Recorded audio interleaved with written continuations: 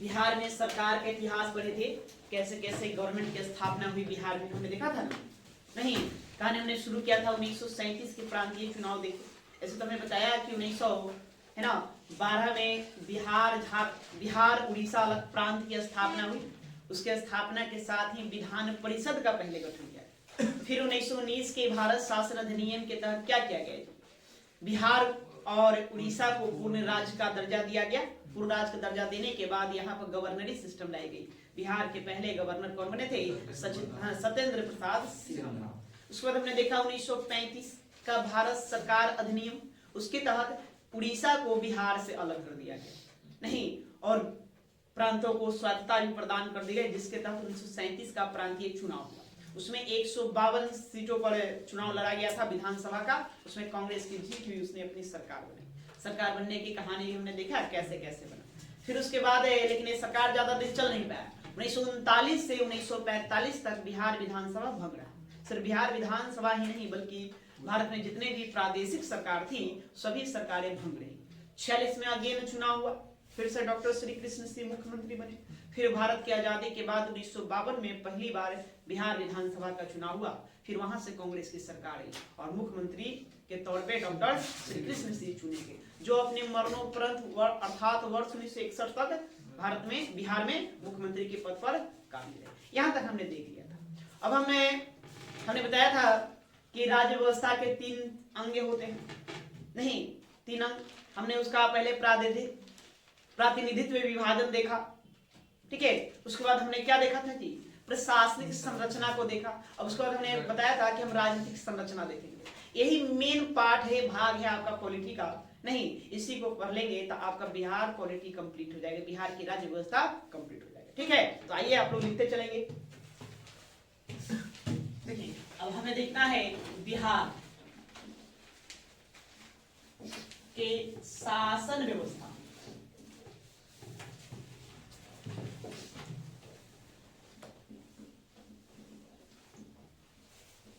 व्यवस्था के अंग। बिहार की शासन व्यवस्था के अंग को जानेंगे हम लोग, क्या क्या अंग होता है। तो देखिए, बिहार के शासन व्यवस्था का अंग आपको देखना है तो फिर इसमें कहेंगे कि एक होता है राज्य की विधायिका। राज्य की विधायिका,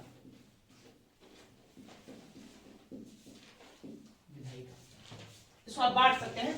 दूसरा राज्य की कार्यपालिका, राज्य की कार्यपालिका।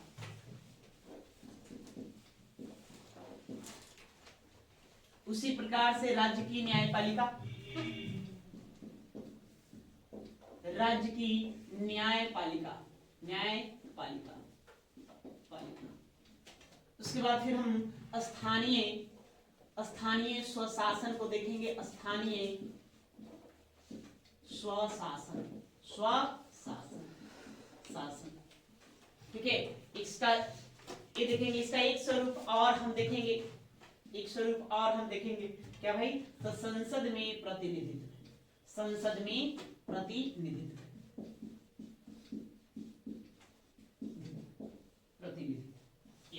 एक भाग हम ये भी देखेंगे।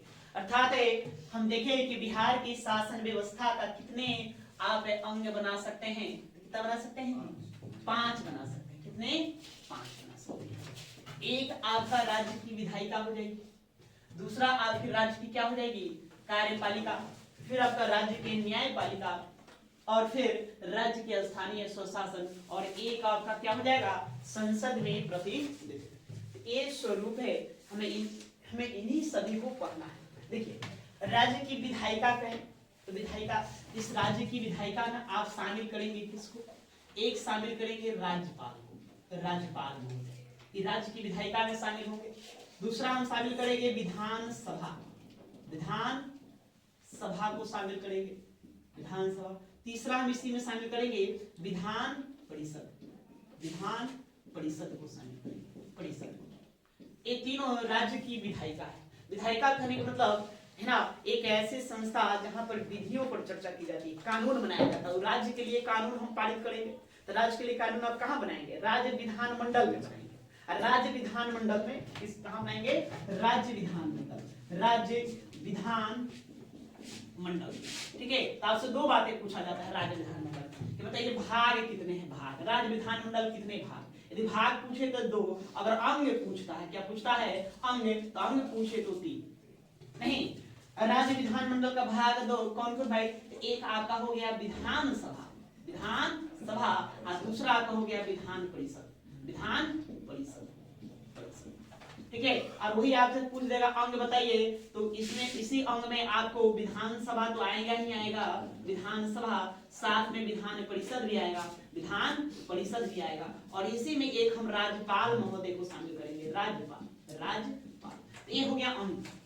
दोनों में अंतर क्या है भाई, राज्य विधानमंडल, राज्य विधानमंडल या बिहार का विधानमंडल, विधानमंडल के में भाग पूछे तो कितने भाग हैं, तो 2 भाग बताएंगे, एक विधानसभा, दूसरा कौन, विधान परिषद। यही अंग पूछ देगा तो अंग कितना बताएंगे, 3, विधानसभा, विधान परिषद और राज्यपाल। तो वही हमने राज्य की विधायिका का हम अंग देख रहे हैं, तो अंग में क्या पाएगा, राज्यपाल, विधानसभा, विधान परिषद। ये दोनों संस्थाएं संस्था के तौर पर कार्य करता है, इसमें लोग मेंबर होते हैं।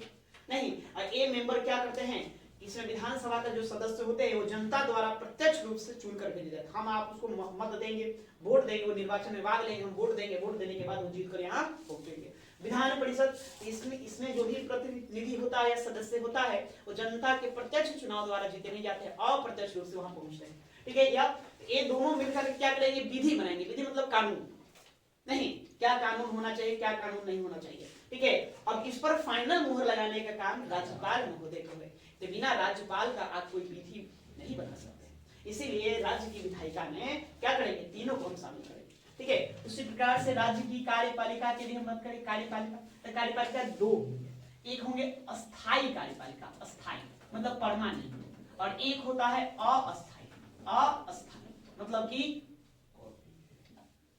परमानेंट ना होता है, टेम्पोररी कहेंगे, टेम्पोररी। तो अस्थायी जो भी कार्यपालिका होता है उस कार्यपालिका में हम प्रशासनिक अधिकारी को ले आएंगे, प्रशासनिक अधिकारी, प्रशासनिक अधिकारी, अधिकारी, अधिकारी, इन्हीं को शामिल कर लेंगे, प्रशासनिक अधिकारी को। और अस्थायी में हम किसको शामिल करेंगे, तो मुख्यमंत्री, मुख्यमंत्री प्लस में मंत्री परिषद, मंत्री परिषद, मुख्यमंत्री एवं मंत्री परिषद को बीच में शामिल करेंगे।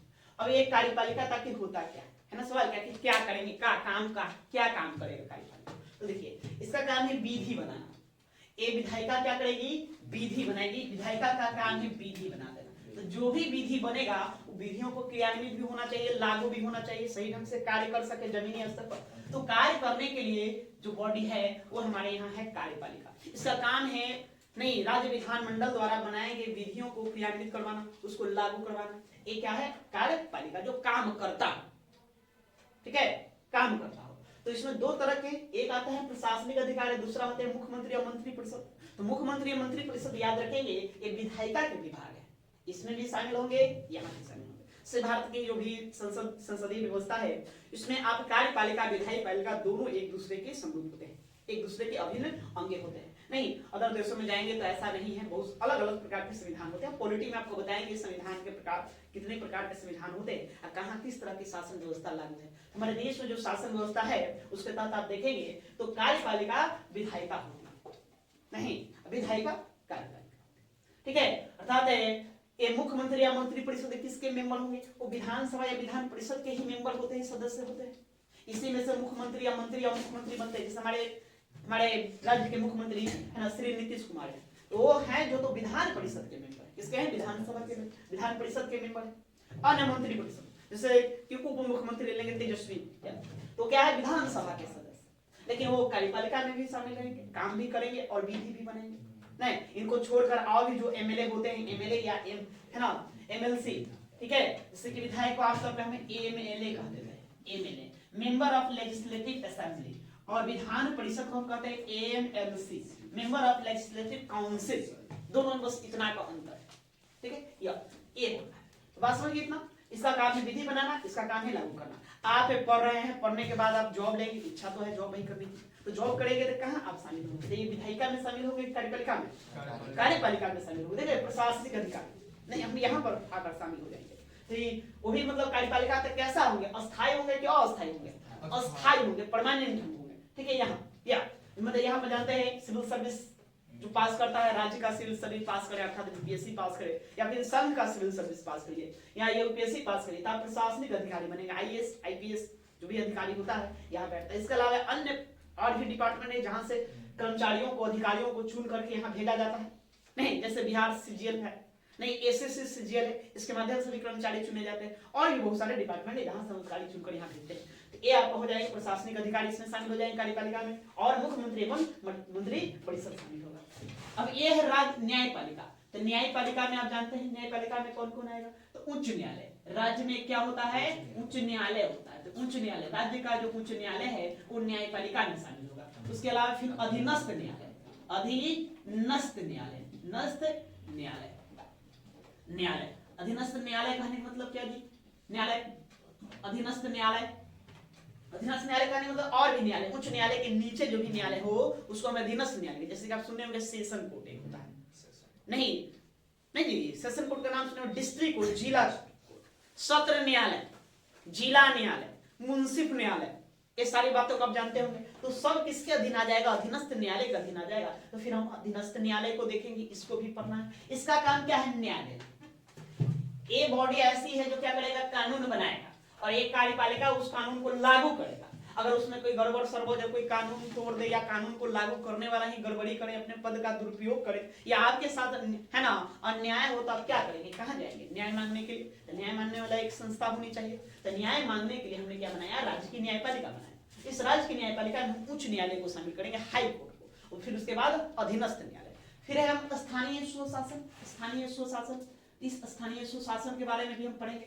स्थानीय स्वशासन हम दो देखेंगे, क्या देखेंगे, एक हम देखेंगे ग्राम पंचायत, ग्राम पंचायत, ग्राम पंचायतों का अध्ययन करेंगे। ग्राम पंचायत, ये भी ग्राम पंचायत आप जानते हैं कि यहाँ पर मतलब कि त्रिस्तरीय है। बिहार में कैसी ग्राम पंचायती है, त्रिस्तरीय है। हम उन त्रिस्तरीय ग्राम पंचायत को देखेंगे। जैसे इसी में आपको शामिल हो जाता है कौन, इसमें आपको ग्राम स्थानीय ग्राम पंचायत शामिल हो जाएगा। ग्राम पंचायत, ग्राम पंचायतों का अध्ययन करेंगे। फिर उसके बाद हम पंचायत सचिव, पंचायत समिति कहिए इसको, पंचायत समिति, पंचायत समिति निचला मध्य स्तर पर पंचायत समिति है। फिर उसके बाद इसी में आता है कौन, आपका जिला परिषद आता है, जिला परिषद आता है, इसका भी अध्ययन करेंगे। फिर उसके अलावा फिर और इसका एक और भाग हम देखेंगे, है ना, नगर पालिका। नगर पालिका, नगर पालिका का हम अध्ययन करेंगे। इस नगर पालिका में भी फिर आपका और भी हिस्सा है, क्या क्या है, एक तो आपका आ जाएंगे इस नगर पालिका में नगर पंचायत, नगर पंचायत, नगर पंचायत। फिर इसी में हम देखेंगे फिर नगर परिषद को देखेंगे, नगर परिषद को देखेंगे, परिषद। फिर इसी में हम देखेंगे नगर निगम को देखेंगे, नगर निगम को देखेंगे, निगम। यह स्थानीय स्वशासन है। अब निचले स्तर पर शासन को कैसे चलाएगा, ये नहीं, फिर से एक बार देखेंगे। विधायिका समझ गए, विधि बनाएगा, कानून, एक कार्यपालिका उस कानून को लागू करेगा। नहीं, न्याय देने का काम हमारी न्यायपालिका का होगी। न्यायपालिका में उच्च न्यायालय और अधीनस्थ न्यायालय को रखेंगे। फिर उसके बाद स्थानीय स्वशासन, मतलब कि निचला स्तर पर, गांव स्तर पर, जमीनी स्तर पर शासन को चलाने के लिए हम स्थानीय स्वशासन की व्यवस्था कर रखे हैं। हम पढ़ेंगे सारा बात। 73वां संविधान संशोधन के तहत कैसे स्थानीय स्वशासन को लागू किया गया, उसमें हम ग्राम पंचायतों का अध्ययन करेंगे, पंचायत समिति का अध्ययन करेंगे, जिला परिषद का अध्ययन करेंगे। साथ में नगर पालिका भी होता है, सार्वजनिक में नगर पालिका भी आपको बताया, बांट कर दिखाया नहीं कि नगर पालिका में क्या आते हैं, नगर पंचायत आते हैं, नगर परिषद आते हैं, नगर निगम आते हैं। तो सारा चीज का हम अध्ययन करेंगे। 154 हमारे यहाँ नगर पंचायत है ना, 89 नगर परिषद है, ठीक है, और 19 क्या है, नगर निगम है, इनका अध्ययन करेंगे। इसके अलावा हमने बताया कि इसका एक और 5वां अंग भी होगा। नहीं, शासन व्यवस्था का 5वां अंग भी एक है, उसको क्या कहेंगे, संसद में प्रतिनिधित्व, संसद में प्रतिनिधित्व, ठीक है। अब कोई जितने भी राज्य हैं उन्हीं राज्यों से मेंबर चुनकर कहाँ भेजे जाते हैं, संसद में भेजे जाते हैं। संसद के भी 2 सदन होते हैं, आप जानते हैं। यहाँ एक क्या होता है, लोकसभा होता है, एक होता है लोकसभा होता है, और फिर एक क्या होता है, राज्यसभा होता है, राज्यसभा होता है। ये 2 होते हैं। नहीं तो राज्य लोकसभा में बिहार राज्य से 40 सदस्य चुनकर भेजे जाते हैं, और राज्यसभा में कितने, 16 सदस्य चुनकर भेजे जाते हैं। तो कैसे चुनकर भेजे जाते हैं, क्या प्रक्रिया होती है, उन सब का हम अध्ययन बारी बारी से करेंगे। इतना ही आपको पॉलिटी में पढ़ना है, ये आपको पूरा पढ़ लें तो समझे क्या आपका राज्य का पॉलिटी आपको समाप्त हो गया। हम इतना पूरा अध्ययन करेंगे। एक बार बजाते ये आपका ब्लूप्रिंट है, इसको आप उतारिए, उसके बाद हम बारी बारी से सबको देखेंगे, ठीक है।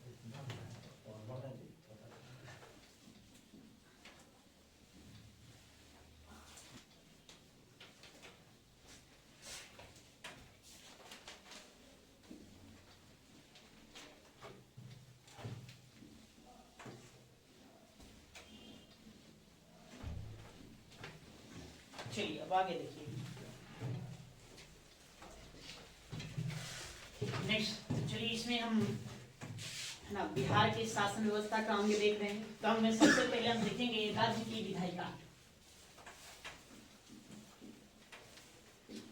राज्य की विधायिका,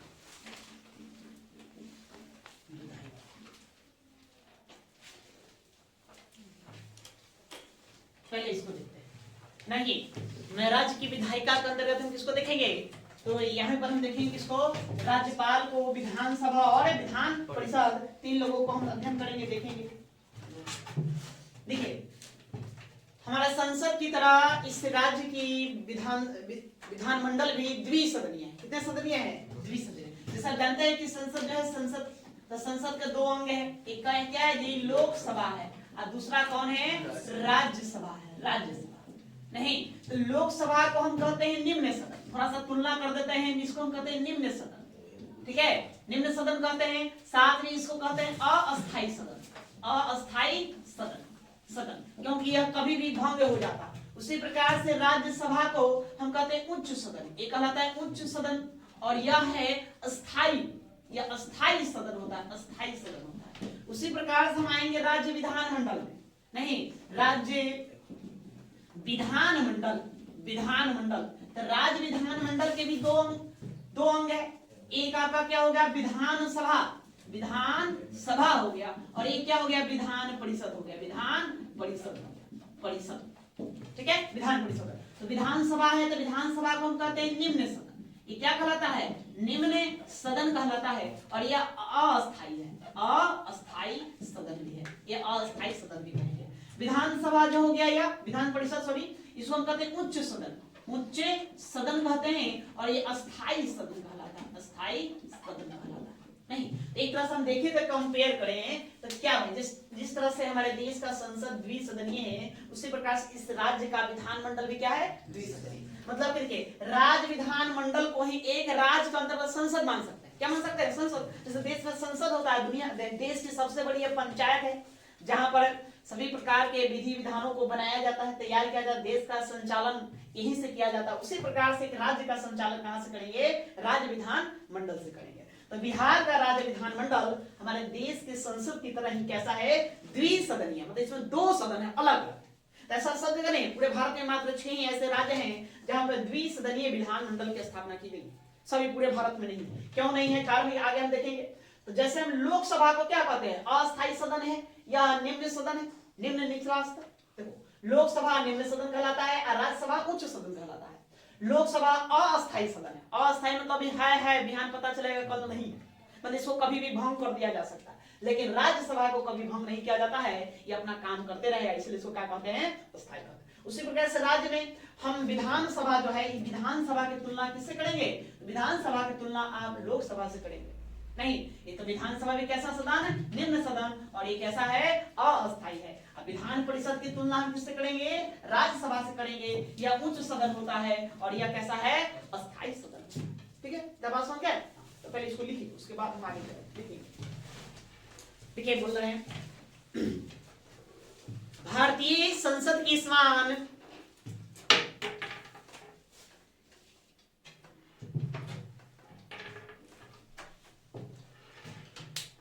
भारतीय संसद के समान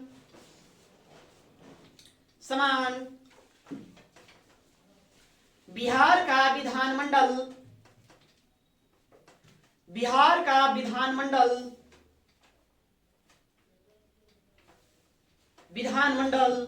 भी द्विसदनीय है।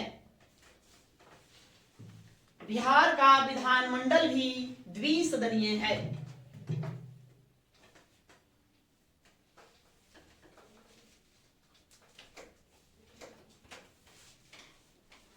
जिसका उच्च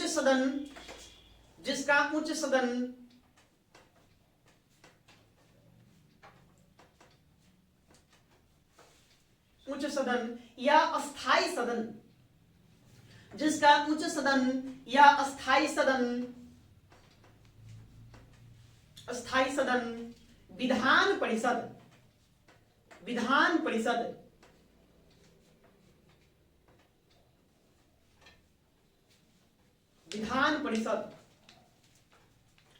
तथा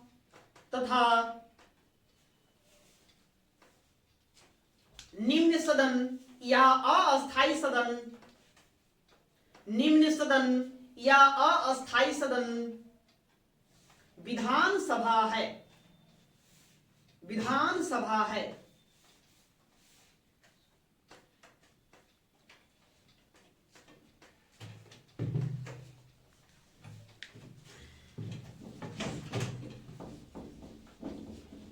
देख लेते हैं राज्य की विधायिका का विकास। राज्य की विधायिका का विकास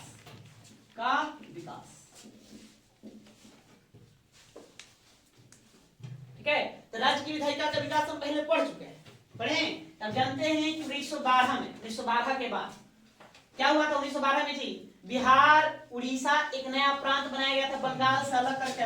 तो वर्ष 1913 में 13 ईस्वी में क्या हुआ, बिहार उड़ीसा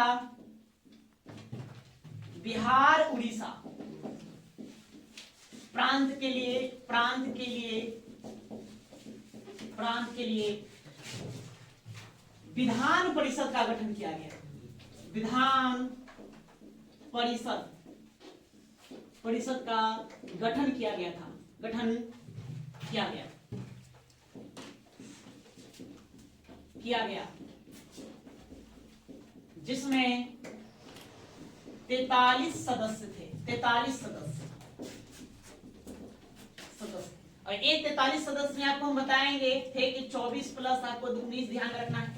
24 निर्वाचित थे, 19 क्या थे, मनोनीत थे सदस्य थे।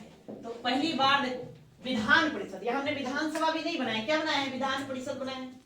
विधान परिषद का यहाँ गठन कर दिया गया था। फिर उसके बाद फिर हमने आपको बताया था कि वर्ष 1920 ईस्वी में बिहार उड़ीसा को पूर्ण राज्य का दर्जा दिया गया था। पूर्ण राज्य का दर्जा प्रदान किया गया, दर्जा दिया गया ये हम पढ़े थे। और जब पूर्ण राज्य का दर्जा दिया गया तो यहाँ एक गवर्नर को बिठाया गया और प्रथम गवर्नर कौन बने थे, डॉक्टर सत्येंद्र प्रसाद सिन्हा बने थे। सत्येंद्र प्रसाद सिन्हा बने, ये भी हमने पढ़ा है। उसके बाद फिर हमने आपको बताया था का 1935 के भारत शासन अधिनियम के तहत हमने क्या कर दिया, उड़ीसा को बिहार से अलग कर दिया। तब जाकर बिहार अपने एक अस्तित्व के रूप में आया। 1937 में प्रांतीय चुनाव हुआ, नहीं तो 1937 के प्रांतीय चुनाव में द्विसदनीय विधानमंडल आएगा। अब यहाँ आएगा क्या, द्विसदनीय विधानमंडल अस्तित्व में आई। और यही द्विसदनीय विधानमंडल अस्तित्व में आई तो उसमें क्या था जी, एक था विधानसभा, यहाँ विधानसभा आ गया। यहाँ विधानसभा के सीटों की संख्या कितने निर्धारित की गई, 152 हमने पढ़ा था। और फिर क्या आ गया, विधान परिषद। तो विधान परिषद ऑलरेडी पहले से था ही नहीं, तो विधान परिषद ऑलरेडी था, उसमें सीटों की संख्या निर्धारित कितना कर दी गई, 29 ये हमने पढ़ा। तो जाकर के हमारा ये द्विसदनीय विधानमंडल अस्तित्व में आया। बस समझ में आया, इतनी बातें आपको ध्यान में रखना है। उसके बाद हम आगे पढ़ते हैं इसमें राज्य विधानमंडल। जानते हैं कि राज्य जो विधानमंडल हो गया, राज्य विधानमंडल मंडल। इसके कितने अंग बताए? हमने बताया कि इसके 3 अंग होंगे। एक कौन होंगे? राज्यपाल, राज्यपाल होंगे, विधान सभा होगा, सभा होगा, और फिर कौन होगा? विधान परिषद होगा, विधान परिषद होगा, परिषद। तो हमें पहले इन्हीं तीनों को बारी बारी से पढ़ लेना है। तो हम पहले सबसे पहले पढ़ेंगे राज्यपाल को, ठीक है? नोट करो उसको।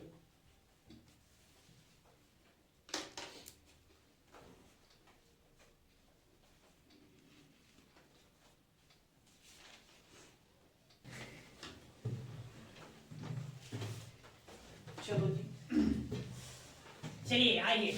तो अब हम क्या पढ़ेंगे? राज्यपाल महोदय को सबसे पहले देख लेते हैं। राज्यपाल, गवर्नर।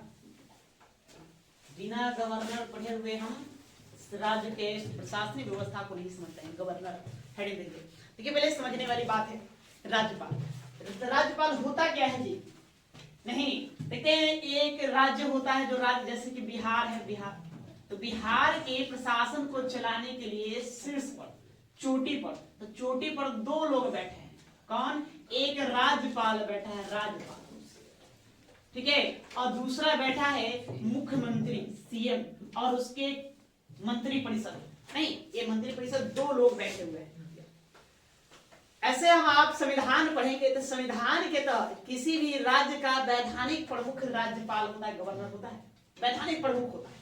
मतलब सारी शक्तियां किसमें नहीं थे?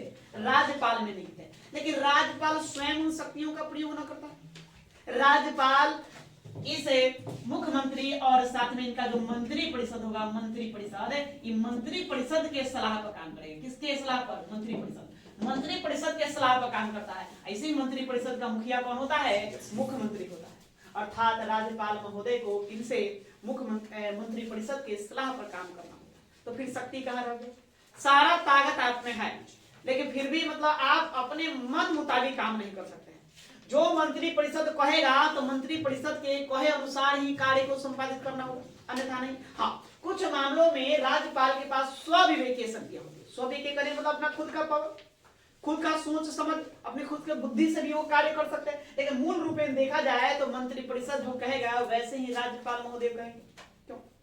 यहाँ जो होता है, जो भी प्रतिनिधि है, मुख्यमंत्री, मंत्री परिषद है, ये जनता द्वारा चुना गया प्रतिनिधि है। जनता उनको मत देकर वहां बैठा नहीं। राज्यपाल महोदय की नियुक्ति होती है, ये राष्ट्रपति के द्वारा अपॉइंटमेंट कर दिया जाता है, वो नियुक्त कर दिया जाता है। एक नियुक्ति प्राप्त व्यक्ति है और ये लोग जनता द्वारा मत प्राप्त व्यक्ति है ना, घर घर जाकर जनता से मत मांगे हुए। अब भारत लोकतंत्र है, लोकतंत्र मतलब जनता का शासक। आप किसको ज्यादा वैल्यू देंगे? वैल्यू आपको मंत्री परिषद और मुख्यमंत्री को देना ही होगा। ये भाई ये क्या है? ये मतलब कि एक तरह से नहीं, इलेक्टेड बॉडी है, ये इलेक्टेड बॉडी है, यहाँ से मतलब इलेक्ट किया गया है। ये अपॉइंटमेंट बॉडी है, यहाँ इनको मतलब कि नियुक्ति कर दिया गया है और इनको चुना गया है, इसलिए ये प्रधान है। तो क्या राज्यपाल के पास कुछ शक्तियां नहीं है?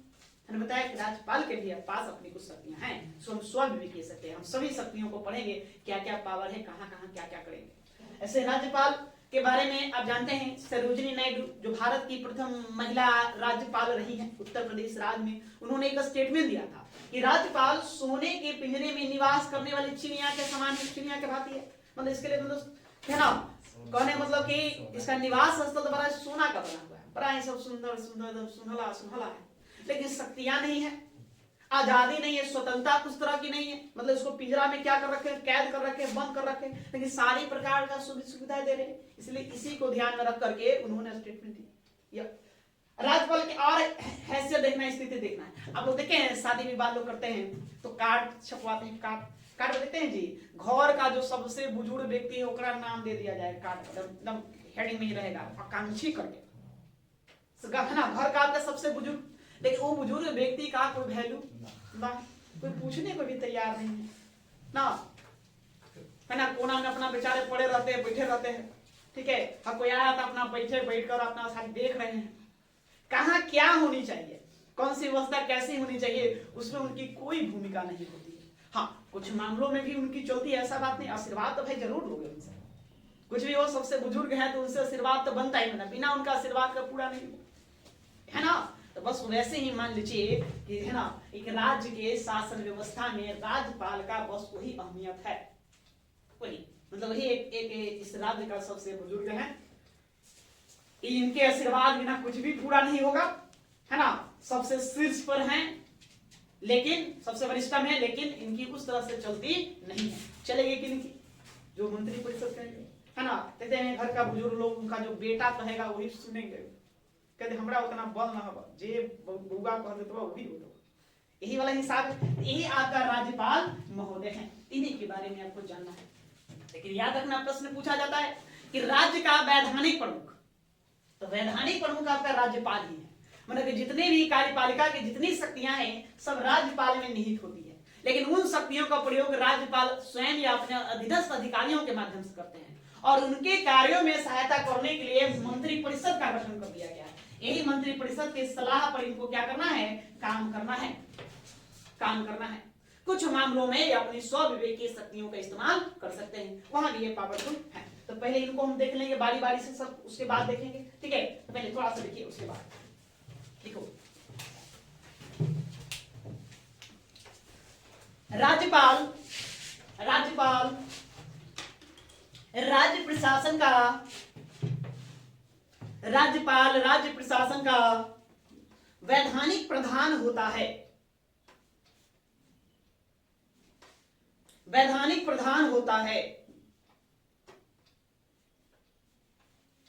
प्रधान होता है।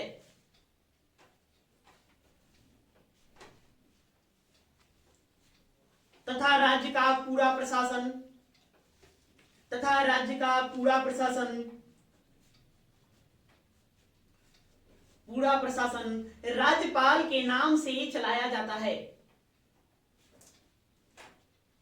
राज्य का पूरा शासन राज्यपाल के नाम से चलाया जाता है।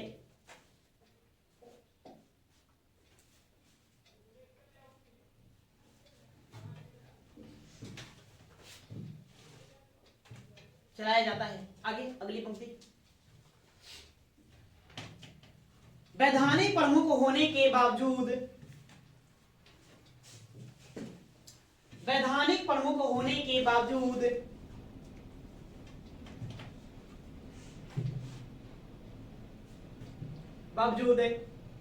राज्यपाल को मंत्री परिषद की सलाह पर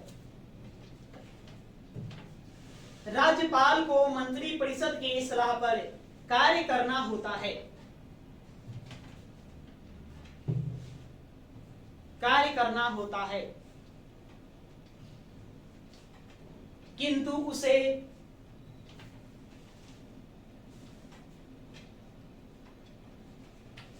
कार्य करना होता, मंत्री परिषद की सलाह पर कार्य करना होता है, किंतु उसे कुछ विशेषाधिकार भी प्राप्त है, किंतु उसे कुछ विशेषाधिकार भी प्राप्त है।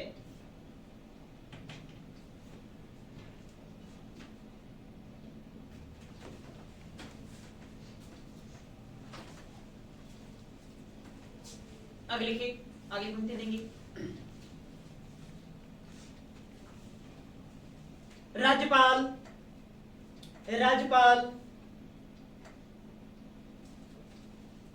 मंत्री परिषद की सलाह पर कार्य करता है।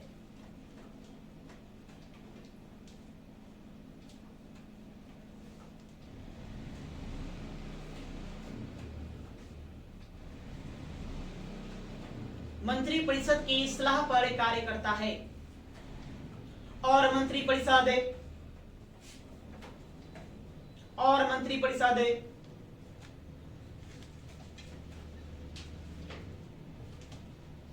सामूहिक रूप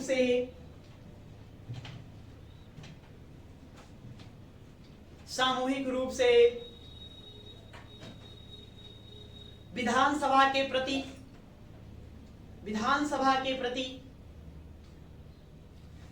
तथा व्यक्तिगत रूप से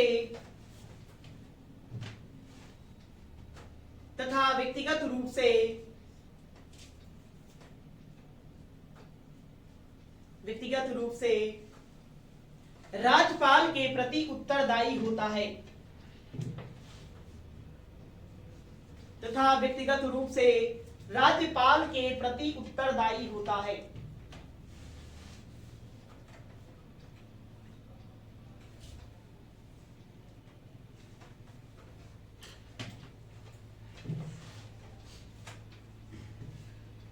नेक्स्ट पंक्ति लिखेंगे, भारतीय संविधान के भाग 6 में भारतीय संविधान के भाग 6 में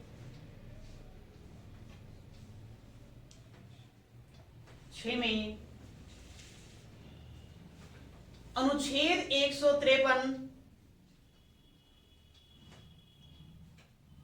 अनुच्छेद 153 से 162 तक से 162 तक 153 से 162 तक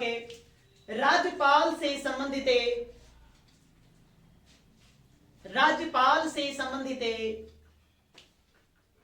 प्रावधानों का उल्लेख है या वर्णन है। प्रावधानों का उल्लेख है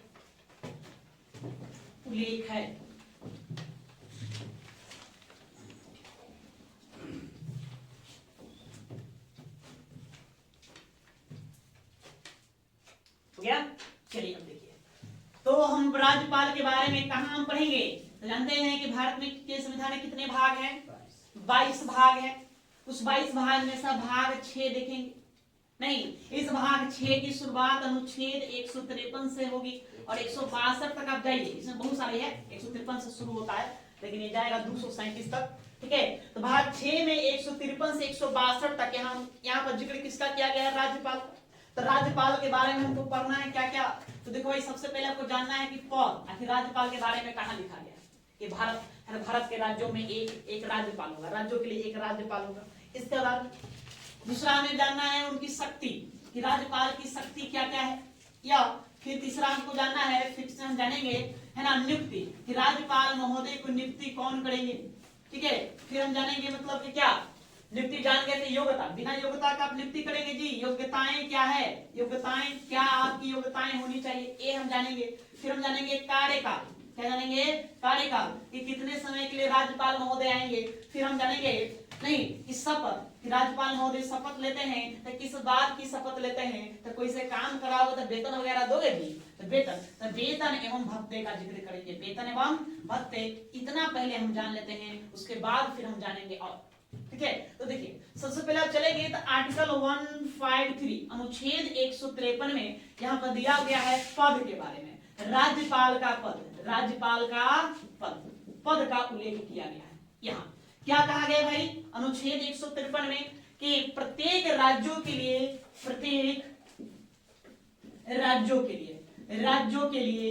एक राज्यपाल होगा, राज्यपाल होगा। मतलब यह सारी बातें कह दिया गया कि भारत में जितने भी राज्य हैं या वैसे केंद्र शासित प्रदेश जहां पर विधानसभा लागू हो, है ना, जहां विधानमंडल हो, तो वहां पर भी हम राज्यपाल को भी नियुक्त कर लेंगे। वहां के राज्यपाल को हम उपराज्यपाल कहते हैं, वहां प्योर हम राज्यपाल को क्या कहते हैं, उपराज्यपाल कहते हैं, उसको पूर्ण राज्य का दर्जा प्राप्त नहीं, इसलिए उपराज्यपाल कहते हैं, या फिर प्रशासक का संज्ञा देते हैं। ठीक है, तो ऐसा अनुच्छेद 153 कहता है कि प्रत्येक राज्यों के लिए क्या होगा, एक राज्यपाल होगा। तो क्या ये बताइए एक व्यक्ति एक से अधिक राज्यों का राज्यपाल बन सकता है, बन सकता है, बिल्कुल बन सकता है। तो हम है ना, तो 7वां संविधान संशोधन अधिनियम 1956 में यह प्रावधान किया गया है कि एक व्यक्ति एक से अधिक राज्यों का भी राज्यपाल हो सकता है। के तहत एक व्यक्ति एक से अधिक राज्यों का राज्यपाल बन सकता है। ये भी बात अपना तय है, बन सकता है। बस समझ गए, तो इसको लिखो, तो ऐसे ही आपको लिखना होगा। नहीं, अनुच्छेद 153 में इसमें क्या है, राज्यपाल का पद, उससे संबंधित जो बातें हैं पॉइंट हम नीचे डालेंगे। चलो हाँ जल्दी करो। पद का उल्लेख किया गया अनुच्छेद 153 में, राज्यपाल के पद का उल्लेख किया गया। कहा गया है कि भारत के प्रत्येक राज्यों के लिए एक एक राज्यपाल होगा, और साथ में ये भी बताया गया है 7वां संविधान संशोधन अधिनियम के तहत नहीं 1956 में एक कहा गया, ये प्रावधान लाया गया, एक व्यक्ति एक से अधिक राज्यों का क्या हो सकता है, राज्यपाल हो सकता है। उसी प्रकार से हम अनुच्छेद 154 देखेंगे, अनुच्छेद 54, इसमें क्या है जी, शक्ति, राज्यपाल की शक्ति, राज्यपाल की शक्ति, शक्तियों का उल्लेख किया गया है। राज्यपाल की शक्तियां में क्या बातें बताया गया है, यह बताया गया है कि देखिए, राज्य की कार्यपालिका, राज्य की कार्यपालिका, कार्यपालिका की शक्ति राज्यपाल में निहित होगी, राज्यपाल में निहित होगी, निहित होगी, ठीक है। मतलब राज्य की कार्यपालिका की जो शक्ति है किसमें निहित होगी, राज्यपाल में निहित होगी। और राज्यपाल क्या करेंगे, राज्यपाल महोदय, राज्यपाल इन शक्तियों का प्रयोग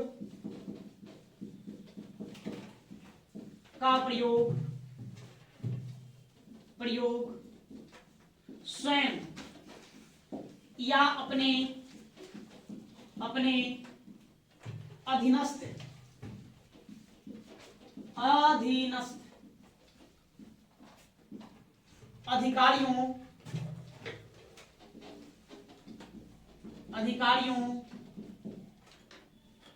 के द्वारा करेगा।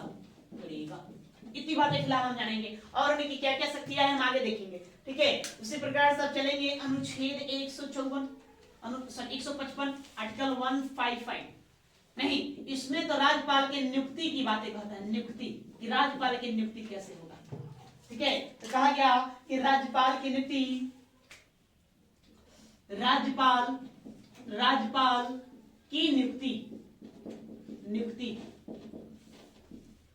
राष्ट्रपति करेगा, राज्यपाल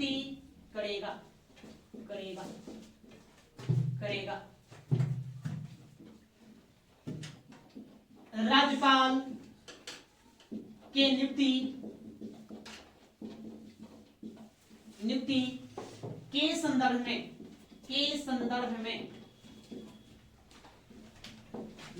वारंट जारी किया जाता है,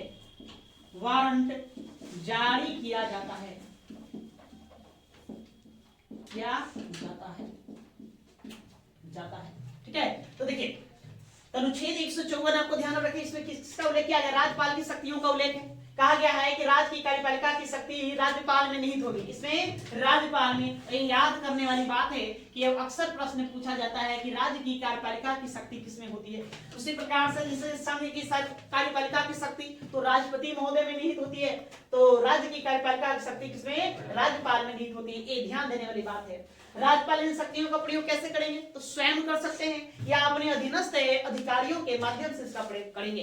फिर नियुक्ति की बात आती है, नियुक्ति तो राज्यपाल की नियुक्ति राष्ट्रपति महोदय करेंगे। कौन करेंगे, राज्यपाल करेंगे। राज्यपाल की नियुक्ति के संदर्भ में वारंट जारी किया जाता है। वारंट मतलब ये बोला, वारंट करने मतलब क्या, गिरफ्तारी वाला। एक वारंट होता है गिरफ्तारी, करेगा मेरे नाम पर वारंट जारी हो गया, मतलब हम गिरफ्तार कर लिए जाएंगे, तो ये वाला वारंट नहीं है। एक मतलब एक तरह से पत्र है, कैसे मतलब कि हम लोग नोटिफिकेशन जारी किया जाता है, कहते हैं फॉर्म आ गया भाई, उसका नोटिफिकेशन रिलीज हो गया, वही बोलते हैं जी नोटिफिकेशन। तो वही मतलब वो एक सूचना पत्र है कि राज्यपाल की नियुक्ति की जानी है। वो सिर्फ वारंट जो होता है सिर्फ राज्यपाल में ही नहीं होता है। तो देखिए वारंट किसके होते हैं, ये हाई कोर्ट का जजेज होंगे, सुप्रीम कोर्ट के जजेज, उसके बाद आपका गवर्नर के लिए, उसके अलावा फिर आप आ जाइए CAG, CAG, controller auditor general, इन सब के नियुक्ति के लिए ये 4 ऐसे पद है जिसकी नियुक्ति के लिए वारंट जारी होता है। वारंट जारी होता है, इसके घोषणा पत्र को क्या कहते हैं, वारंट कहते हैं, वारंट जारी होता है, ठीक है। तो ये यहाँ देखिए, राज्यपाल की नियुक्ति कौन करेगा, राष्ट्रपति अपने मन से कर देंगे नहीं, ठीक है। इसको लेकर आज भी भारत में विवाद है, विवादित बात होती है, इस पर अक्सर चर्चाएं होती रहती है कि राज्यपाल के नियुक्ति के संदर्भ में क्यों। जैसे कि देखिए, राज्यपाल के नियुक्ति को लेकर के राष्ट्रपति उसकी नियुक्ति करेंगे। कौन करेंगे, राष्ट्रपति महोदय करेंगे, राष्ट्रपति। और राष्ट्रपति भी के भी काम करने के लिए इनके पास एक मंत्री परिषद होता है। क्या होता है? मंत्री परिषद होता है। तो मंत्री परिषद के सलाह पर ये भी काम करते हैं। मतलब कि जो मंत्री परिषद कहेगा वही राष्ट्रपति महोदय करेंगे। नहीं तो मंत्री परिषद जिस व्यक्ति को जिस राज्य में राज्यपाल नियुक्त करना है आराम से नियुक्त करवा सकता है। अब यहाँ विवाद का कारण क्या होता है? जैसे कि देखिए, सरकार हमारे यहाँ एक केंद्र में चलता है और राज्यों में भी सरकार चलता है, राज्य में भी सरकार होता है। अलग अलग पार्टी की सरकार हो तो जैसे सपोज जैसे कभी देख रहे हैं कि बीजेपी की सरकार है, केंद्र में बीजेपी की सरकार है। नहीं, एक आप दिल्ली ले जाइए, दिल्ली छोड़ दो भाई, बंगाल चलते हैं, बंगाल, बिहार भी आ सकते हैं, बंगाल। यहाँ पर आ जानते हैं टीएमसी की सरकार है, टीएमसी, तृणमूल कांग्रेस। तो ये राज्य का मुखिया जो होगा तो दो लोग हैं, एक तो सीएम है और साथ में कौन है? गवर्नर भी है। अब मुख्यमंत्री के द्वारा मतलब इनके जो विधानमंडल है वो विधानमंडल द्वारा जो भी विधियां बनाया जाएगा वो विधि कहाँ आएगा? सीधे गवर्नर के पास जाएगा। जब तक गवर्नर महोदय उस पर हस्ताक्षर नहीं कर देते, साइन नहीं कर देते, उस पर वो विधि नहीं बनेगा। ये बात आप जानते हैं? नहीं तो ऐसा देखो यहाँ तो ये राज्यपाल की नियुक्ति कौन कर रहा है? राज्य में हो रहा है। राज्यपाल की नियुक्ति जो है वो कौन करेंगे? राष्ट्रपति महोदय करेंगे। राष्ट्रपति केंद्र में है तो केंद्र में मान लेते हैं बीजेपी की सरकार है या राज्य में मतलब कि विपक्षी दल की सरकार है, तो दोनों में टकरार भी तो हो सकता है। अब केंद्र चाहेगा कि हम ऐसे व्यक्ति को वहां बैठा कर भेज दें, वहां राज्यपाल बना दे जो मेरी सुने और राज्य में बिल कोई पारित करना है तो हो सकता है राज्यपाल अरंगा लगा दे, चाहे कोई किसी बात को लेकर के दबाव डाले, प्रेशर डाले, क्योंकि इस राज्यपाल के पास अपनी स्वविवेकीय शक्तियां भी कुछ है। माना कि वो मंत्री परिषद के सलाह पर कार्य करेंगे, मंत्रिमंडल के सलाह पर, लेकिन उनके पास अपनी शक्तियां तो है, स्वविवेकीय है, तो अरंगा डाल सकते हैं। ये विवाद का कारण रहा है राज्यपाल, ये लोग मनमाने ढंग से करते हैं। इसी राज्यपाल के नियुक्ति के संदर्भ में हमारे देश में दो आयोग बना, एक बना है सहकारिया आयोग, एक आपका बना है पुंछी आयोग। कौन बना है? पुंछी आयोग। दो आयोग बन चुका है। एक सहकारिया, रणजीत सिंह सहकारिया की अध्यक्षता में एक कमेटी बनाया गया था, बताया गया था केंद्र राज्यों के मध्य संबंधों को सुधारने के लिए। यहाँ केंद्र राज्य के मध्य संबंध बिगड़ रहा है कि नहीं बिगड़ रहा है? संबंध बिगड़ना है। तो केंद्र राज्य के मध्य संबंधों को सुधारने के लिए आप क्या कर सकते हैं? तो सहकारिया आयोग अपना सिफारिश दी। नहीं, इन्होंने सिफारिश दिया कि आप राज्यपाल की नियुक्ति करिए तो कम से कम वहां उस राज्य के मुख्यमंत्री से पूछ लीजिए। राज्यपाल एक ऐसा व्यक्ति होना चाहिए जो मतलब निपक्ष हो, नहीं जिसका मतलब केंद्र की राजनीति से कोई लेना देना न रहा हो।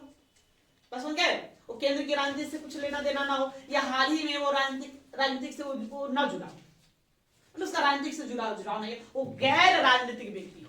उन्होंने सहकारी आयोग के द्वारा यह सलाह दिया गया। वही अपना पुंछी आयोग महोदय ने कहा कि काम करिए, राज्यपाल की नियुक्ति के लिए एक कॉलेजियम मंडल की व्यवस्था कर दी। कॉलेजियम मंडल मतलब एक कमेटी होना चाहिए, टीम, इस तरह का एक टीम हो, उसमें कुछ मेंबर हो, ये लोग मिलकर के तय करें कि क्या होना चाहिए क्या नहीं होना चाहिए, कौन राज्यपाल बनने योग्य है कौन नहीं है, या इस राज्य के लिए कौन बेहतर होगा। उस मंडल में जिस राज्य में आप राज्यपाल की नियुक्ति कर रहे हैं वहां से भी कुछ व्यक्ति को इसमें शामिल कर लीजिए। ये सारी सलाह दिया गया है किसके द्वारा? ये सहकारी पुंछी आयोग के द्वारा, है ना। ये भी एक बात आप ध्यान में रखें, प्रश्न सीधे पूछेगा, खुद ही देगा पुंछी आयोग का संबंध है, याद रखना केंद्र राज्य संबंध से, केंद्र राज्य में संबंधों के सुधार से। सहकारी आयोग का संबंध है तो केंद्र राज्य संबंधों में सुधार से, दोनों को बनाया गया किस लिए? केंद्र राज्य में असमंजस को हटाने। इससे क्या होता है? टकरार नहीं। अब तो बहुत कम होता है, पहले देखेंगे तो मनमाने तरीके से किसी राज्य में हम लोग क्या करते हैं, राष्ट्रपति शासन लागू कर दिया था, राष्ट्रपति शासन। नहीं, केंद्र में मान लेते कांग्रेस की सरकार है, कुछ राज्य ऐसे हैं जहां विपक्षी दल की सरकार है, तो वहां पर अगर उस तरह की बातें दिखती है तो लोग जब जबरन क्या करते थे, है ना, राष्ट्रपति शासन लागू कर दिया करते थे।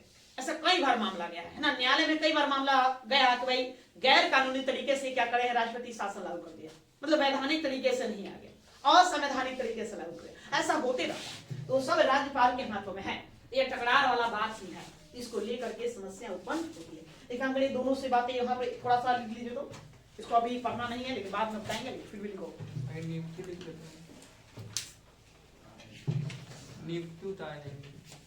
इतना स्लो काहे चल रहे हो जी?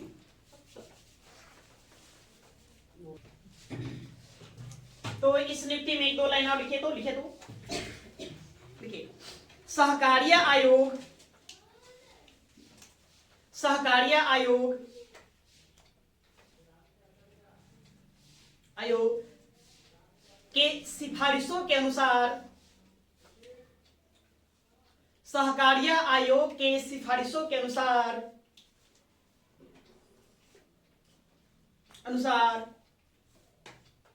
राज्यपाल के नियुक्ति के संदर्भ में, राज्यपाल के नियुक्ति के संदर्भ में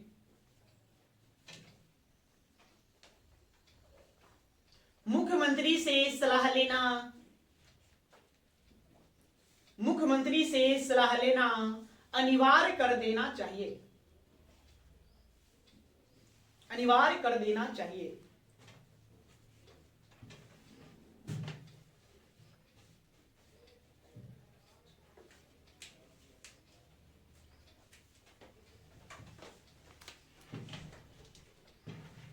अगली पंक्ति लिखेंगे उसी में, पुंछी आयोग, पुंछी मदन मोहन पुंछी जो सुप्रीम कोर्ट के रिटायर्ड जज थे, पुंछी आयोग के अनुसार, पुंछी आयोग के अनुसार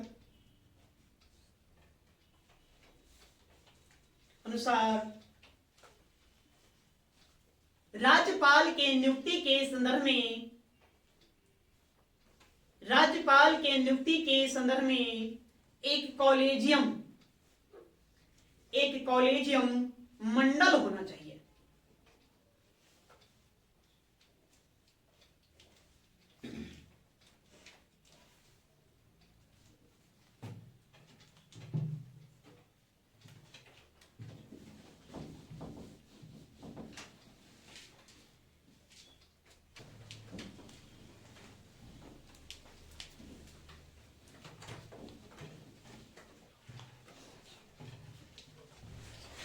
अब ये अनुच्छेद 157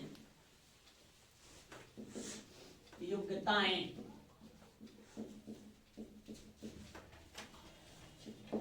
योग्यताएं नहीं, आर्टिकल 152 क्या बोला जी? 3 यहाँ एक पद के बारे में बताता है। 154 क्या बताता है? शक्ति। 155 हमने देखा, क्या देखा? नियुक्ति। 156 नहीं, 157 पहले देख लेंगे। यह है योग्यताएं, अहर्ताएं, क्या हम देखेंगे, ठीक है। यह तो क्या योग्यता है? कौन राज्यपाल बनेगा? सवाल ये उठता है कि राज्यपाल कौन बनेगा। नहीं, किसी को तो ऐसा तो नहीं उठा कर ले जाएंगे, भाई चलो तुमको राज्यपाल बना देते हैं। कुछ योग्यताएं होना चाहिए। देखो बड़ा ही सिंपल सा योग्यता है, इतनी कम योग्यता, इतनी ऐसी योग्यता है कि क्या कहोगे, तुम भी खुश हो, अच्छा तो हम भी राज्यपाल बन जाएंगे। बस कहता है कि भारत का नागरिक होना चाहिए। पहली बात, मतलब 2 ही योग्यता है। पहली बात कि है ना, कितनी योग्यता है इसका? 2 योग्यता है। भारत का नागरिक हो, ही एंड सी, है ना, he or she should be citizen of India, मतलब वो भारत का नागरिक हो। बस समझे? उसको कहां का नागरिकता मिला हो? भारत का नागरिकता मिला हो। पहला है तो क्या वो भारत का नागरिक जन्मजात हो?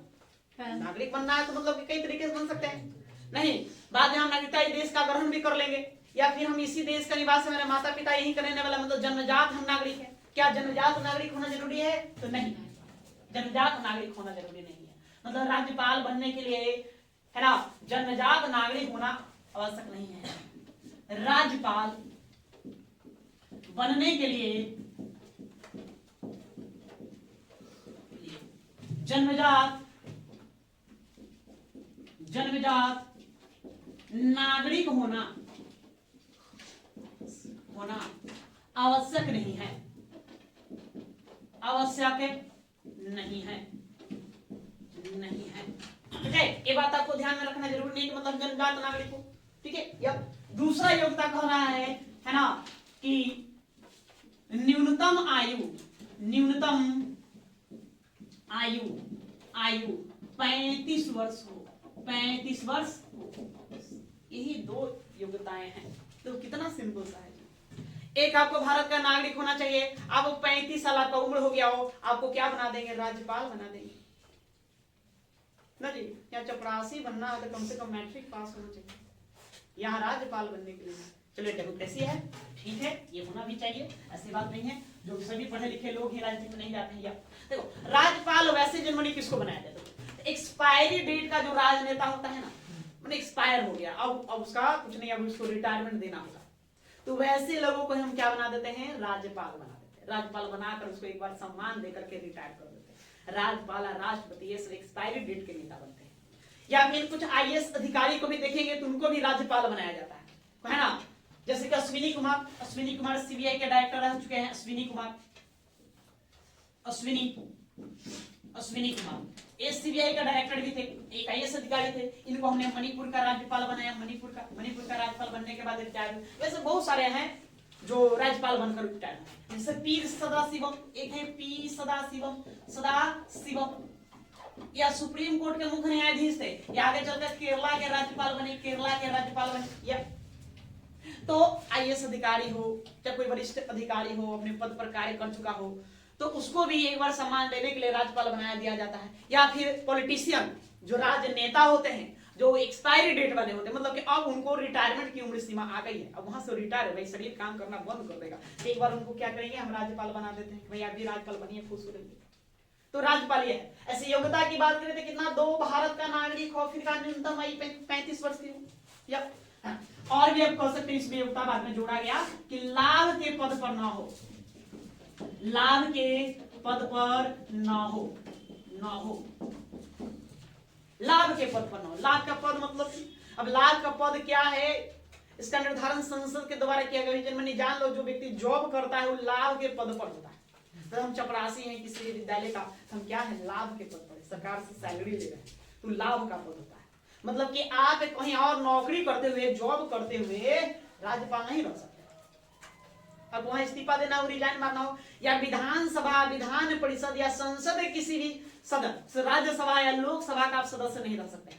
यदि सदस्य हैं, मतलब पहले ऑलरेडी मेंबर ऑफ पार्लियामेंट है, राज्यसभा के सदस्य, हम विधायक हैं, एमएलए हैं, मेंबर ऑफ लेजिस्लेटिव असेंबली हैं, ऑलरेडी हैं, उस पद पर काबिज हैं, और हमको राज्यपाल बना दिया जाएगा, तो जिस दिन हम राज्यपाल का शपथ लेंगे उसी दिन से वो पद सब निरस्त माना जाएगा। वो सब पद क्या माना जाएगा? निरस्त माना जाएगा। मतलब उस पद पर नहीं। ऐसा नहीं कि हम भाई विधायक भी हैं और फिर राज्यपाल भी हैं, ऐसा नहीं कि हम सांसद भी हैं और राज्यपाल का भी काम कर रहे हैं, ऐसा नहीं है। तो बातें क्या और ध्यान में रखना है? क्या ध्यान में रखोगे?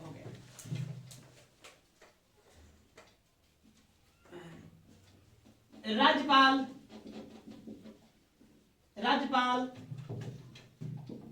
बनने के समय कोई व्यक्ति संसद के किसी भी सदन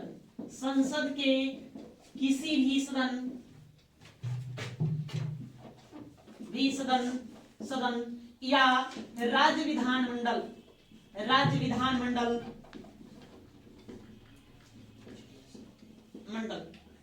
के किसी भी सदन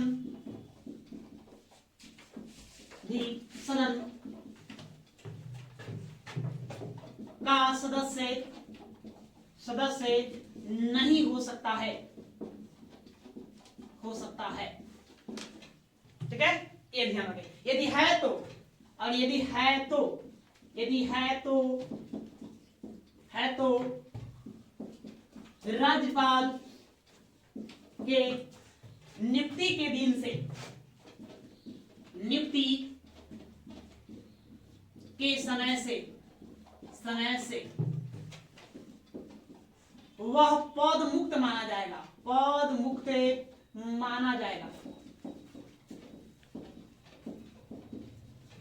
ठीक है, मतलब आप उस पद पर अवैध नहीं है, इस बात को आपको ध्यान में रखना है। ऐसी योग्यताएं कितनी? तो 2 योग्यता। क्या क्या योग्यता भाई? तो भारत का नागरिक हो, और दूसरा न्यूनतम आयु कितना होना चाहिए? 35 वर्ष का होना चाहिए। उसके बाद आप राज्यपाल बन सकते नहीं। बाकी और अन्य योग्यताएं जो अपना भी संसद बनाए, विधि द्वारा अपना बनाए। उसने कहा कि लाभ का पद न होना चाहिए और किसी भी सदन का सदस्य नहीं होना चाहिए, चाहे वो संसद का कोई सदन हो या राज्य विधानमंडल के कोई सदन हो। नहीं, दिवालिया आप पागल है तो उसको बना देंगे जी राज्यपाल? नहीं, दिवालिया आप पागल है तो उसको क्यों बना? मानसिक रूप से है ना विकृत है, अब उसको उसके पास सोचनीय शक्ति ही नहीं, उसको नहीं बना सकते। हाँ, लेकिन जो मानसिक रूप से पागल है मानसिक रूप से बीमार है, उसको मताधिकार है, मत देने का अधिकार आप नहीं छीन सकते। वही तो भाई एक क्या कर सकते हैं कि पागल इंसान को भी हम भारतवर्ष में मत देने का अधिकार दिए है ना, मताधिकार उससे हम छीनेंगे। ठीक है,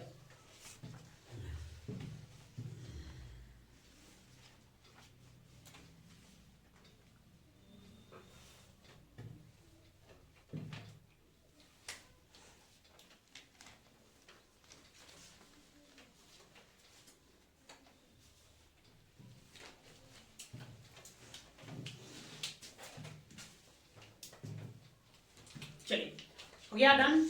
अब आगे आइए अनुच्छेद 156।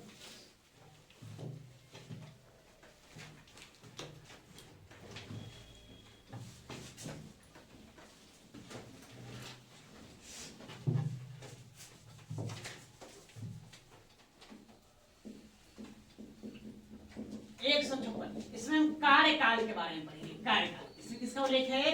कार्यकाल का। कितने साल कार्यकाल होता है? देखिए सामान्यतः आप गवर्नर का कार्यकाल देखें तो 5 वर्ष का होता है। कितने साल? 5 इयर्स का होता है। लेकिन वह राष्ट्रपति के प्रसाद पर्यंत पद को धारण किए हुए रह सकता है। प्रसाद पर्यंत कहने का मतलब क्या? मतलब कि राष्ट्रपति की इच्छा जब तक है तब तक वो रखेंगे, इच्छा ना है तब फिर उनको भगा सकते। कैसे कहते हैं किसी को आप अपने यहाँ काम पर रख लिया, काम पर रख ले तो क्या है, मन है लोग उसको काम पर रखेंगे, ना मन है तो उसको फिर हम लतिया के भगा सकते हैं, कर सकते हैं ना जी।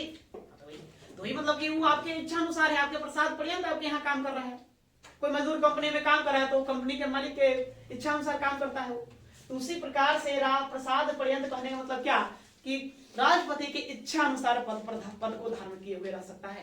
राष्ट्रपति महोदय का मन है कि ना इसी को 5 साल और बना दे तो बना देंगे, लेकिन समानता कार्यकाल कितना होता है? समानता कार्यकाल 5 वर्ष होता है। बाकी राष्ट्रपति के प्रसाद पर्यंत वो पद को धारण कर सकते हैं। तो लिखिए, देखेंगे राज्यपाल का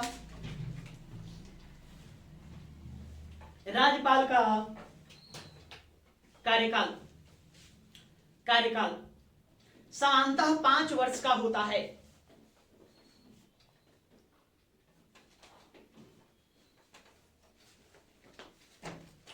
राज्यपाल का कार्यकाल सामान्यतः 5 वर्ष का होता है, लेकिन वह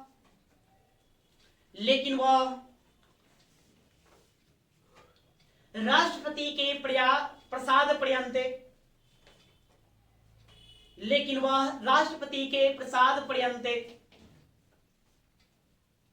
अपने पद को धारण किए हुए रह सकता है।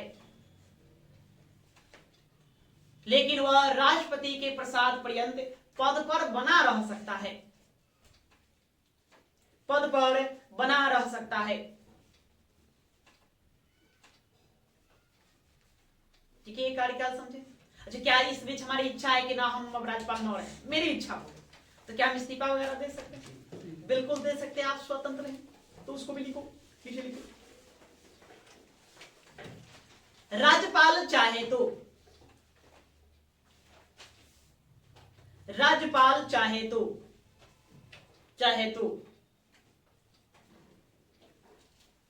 अवधि के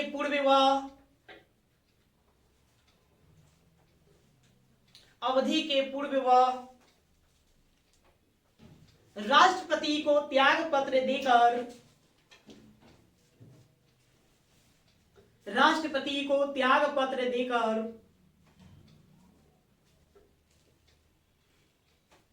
पद मुक्त हो सकता है।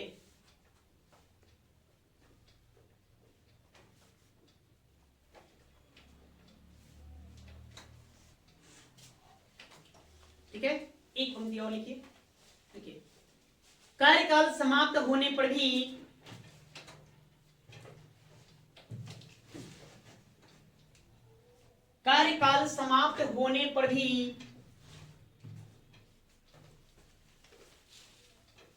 वह उस समय तक अपने पद पर बना रहता है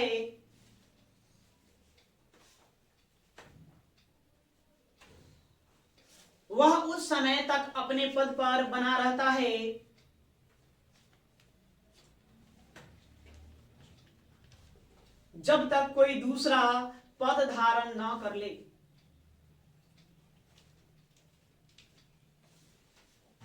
जब तक कोई दूसरा पद धारण न कर ले।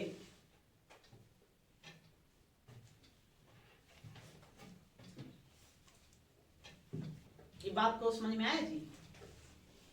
मान लेते हैं, है ना, 5 जनवरी 2020 को में हम राज्यपाल हैं, तो उस दिन मेरा कार्यकाल समाप्त हो गया, लेकिन फिर भी हम पद को धारण करेंगे जब तक कोई दूसरा व्यक्ति आकर चार्ज न ले ले, मतलब वो अपना गवर्नर का पद धारण न कर ले, है ना। मान लेते 10 दिन 20 दिन 1 आध महीना लेट भी हो या तो भी चले, जब तक वो व्यक्ति आ नहीं जाता तब तक हम पद पर आराम से कार्य रहेंगे। बस समझ गए? इसको आपको ध्यान में रखना है। चलिए, ये हो गया कार्यकाल। अब आइए अनुच्छेद 156 आ जाओ, वेतन एवं भत्ते। वेतन एवं भत्ते।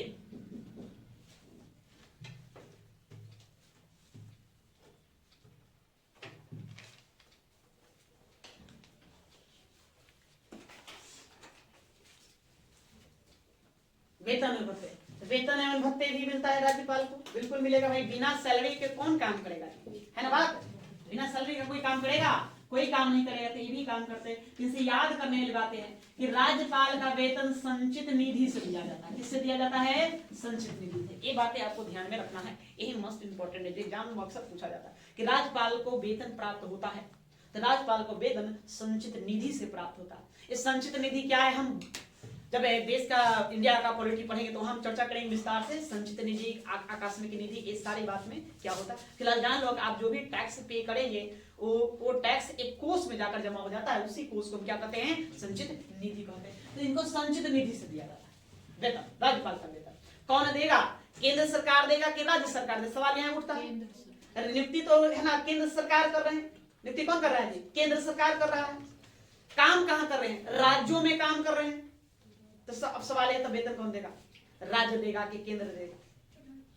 राज्य देगा। अरे जिसके यहाँ काम करे वो देगा ना। तो किसके यहाँ काम करे? राज्य के यहाँ काम करे, तो राज्य इनको सैलरी देगा। लेकिन नियुक्ति देखो कौन कर रहा है भाई?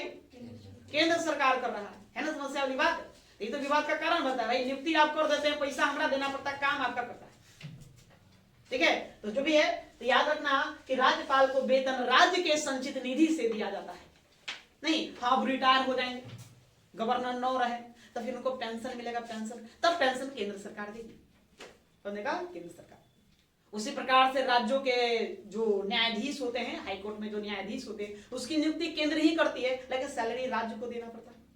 रिटायर होने के बाद फिर केंद्र सरकार देता है। मैंने इस तरह से चलता है। तो राज्य की संचित निधि सैलरी कितना मिलता है? जब वो 3.5 लाख इनकी सैलरी है, 3.5 लाख इनकी सैलरी है, तो ध्यान में रखना है। इसके अलावा फिर इनको और क्या दिया जाता है जी? निःशुल्क आवास मिलेगा, निःशुल्क आवास, निःशुल्क आवास। वाहन, आपको क्या मिलेगा भाई? वाहन मिलेगा। वाहन नहीं, वाहन भी आपको दिया जाएगा निःशुल्क में। अरे नौकर चाकर ये तो कहना ही नहीं, वो सब तो भाई अपना रहेगा ही। मतलब आपको ध्यान में रखने वाली बात क्या है? संचित निधि। तो लिखो, देखिए, राज्यपाल के वेतन एवं भत्ते, राज्यपाल के वेतन एवं भत्ते राज्य की संचित निधि से दिया जाता है।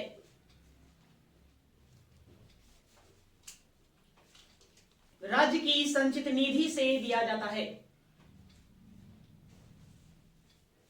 संचित निधि, राज्य की संचित निधि को अंडरलाइन करो। राज्य की संचित निधि से दिया जाता है।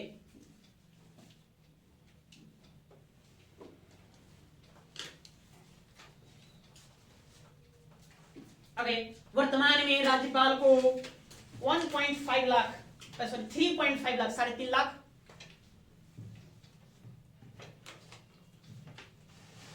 3.5 लाख मासिक वेतन दिया जाता है। मासिक वेतन दिया जाता है।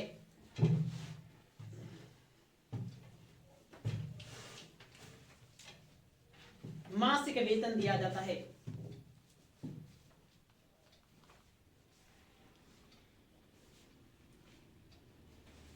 क्या?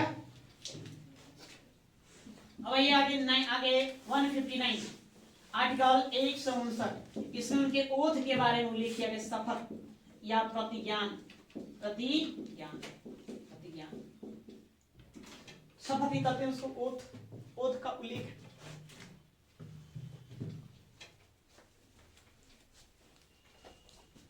आप लोग 12th का इंग्लिश पढ़े होंगे, उसमें चैप्टर है भारत इज माय होम। किनका है? डॉक्टर जाकिर। जब डॉक्टर जाकिर हुसैन जब देश के प्राइम मिनिस्टर बनेंगे तो उसमें उन्होंने जो स्पीच दिया था उसी स्पीच को भारत इज माय होम में वर्णित कर दिया। तो ये राज्यपाल है, तो राज्यपाल की शपथ लेंगे, तो शपथ किस बात लेंगे? पहली बात है नहीं, तो शपथ लेते हैं संविधान की रक्षा एवं जन कल्याण का। शपथ लेते हैं कि हम संविधान की रक्षा करेंगे। इनको संविधान की रक्षा करने के लिए बिठाया गया है। वो उनका काम है नजर बनाए रखना कि राज्य के सत्ता का संचालन, राज्य के प्रशासन का संचालन संविधान के तहत हो रहा है कि नहीं हो रहा है, माने ये देखना ही राज्यपाल का काम है। तो इसलिए वो संविधान की रक्षा एवं लोक कल्याण का शपथ लेते हैं, है ना। वो शपथ लेते हैं कि मैं ऐसा काम करूं कि ज्यादा से ज्यादा लोगों का क्या हो, कल्याण हो। एक दूसरी बात, तो शपथ दिलाएगा कौन? नहीं, तो राज्यपाल को शपथ उस राज्य का जो उच्च न्यायालय होगा तो उच्च न्यायालय का मुख्य न्यायाधीश दिलाता है। कौन दिलाएगा? उच्च न्यायालय का मुख्य न्यायाधीश। अगर वो ना है तो वरिष्ठतम न्यायाधीश, जो वरिष्ठ में है, जो दूसरे नंबर का है। न्यायपालों में, न्यायपालिका में हम आपको बताएंगे वहां क्रम चलता है, ठीक है। वहां क्या चलता है? क्रम चलता है, वरीयता क्रम चलता है। वरीयता क्रम के अनुसार ही आदमी का प्रमोशन दिया जाता है। जो आगे आएगा वो आगे रिटायर होगा, ठीक है, उस तरह से चलता है। तो जो दूसरे, जो सबसे वरिष्ठ है वो दिलाएगा, अब वो भी ना हो तब फिर जो वरिष्ठ है वो दिलाएगा, तो सब एक बार कहां चल जाएगा, है ना। तो क्या है, दो बातें ध्यान में रखना। अनुच्छेद 159 में राज्यपाल के शपथ का वर्णन किया गया, अनुच्छेद 159 में, ठीक है। दूसरा बात है राज्यपाल को शपथ कौन दिलाएगा? तो राज्यपाल को शपथ उच्च न्यायालय का मुख्य न्यायाधीश दिलाता है और उसकी अनुपस्थिति में, गैर हाजिरी में वरिष्ठतम न्यायाधीश दिलाता है ना। तीसरी बात, किस बात की शपथ लेंगे, ये भी प्रश्न आपको ध्यान में रखना है। तो संविधान की रक्षा एवं लोक कल्याण का शपथ लेते हैं। कितना बात क्लियर है? चलो लिखो जी, लिखिए।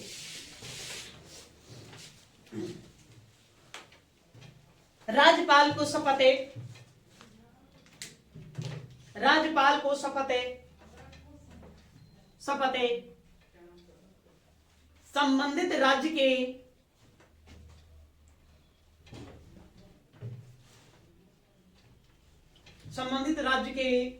उच्च न्यायालय का मुख्य न्यायाधीश, उच्च न्यायालय का मुख्य न्यायाधीश,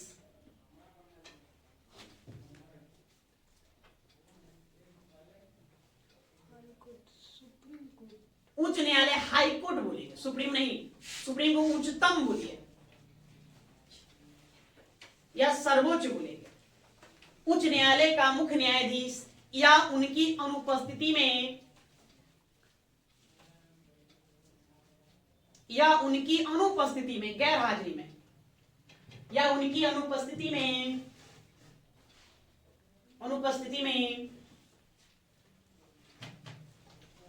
वरिष्ठतम न्यायाधीश दिलाता है।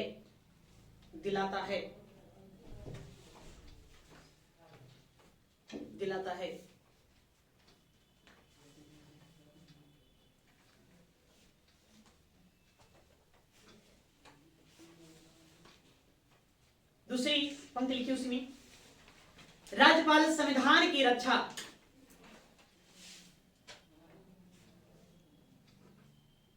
राज्यपाल संविधान की रक्षा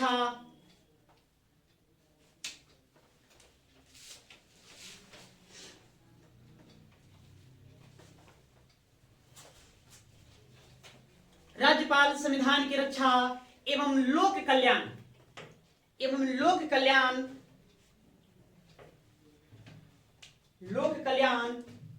का शपथ लेता है। लोक कल्याण का शपथ लेता है।